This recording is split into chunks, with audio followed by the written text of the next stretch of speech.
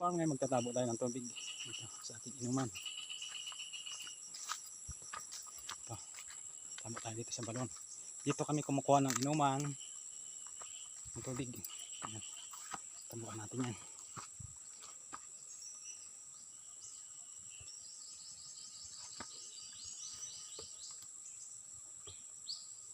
Hanggang nakanggaw ko sa yan. Sige natin dito.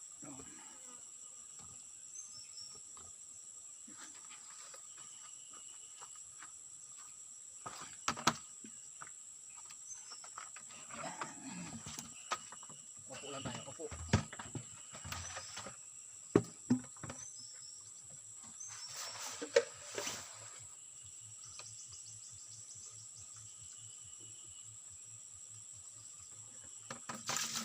Ito, hindi ito inuman. Panghugas. Panghugas ng pinggan. Pag yung sa inuman, nilalagyan natin ng sala. Mga ditong timba-timba na. Panghugas ng pinggan, pangbuo sa CR. Ng ating.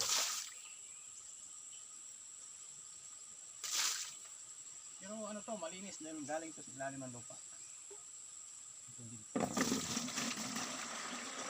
Malinaw siya.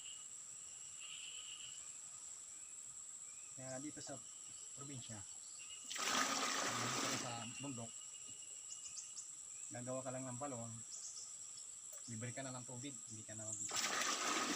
Pero depende rin sa lugar, may lugar din kasi na ano yung walang tubig.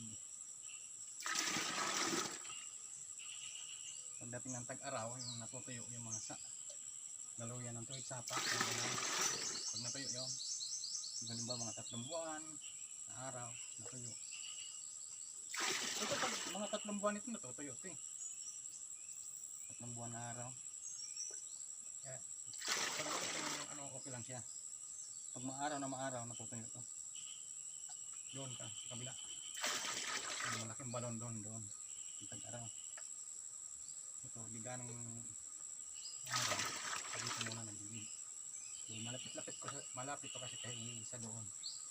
Ayan, malayo lang doon. Ito, sa bundok lang. Bahay na.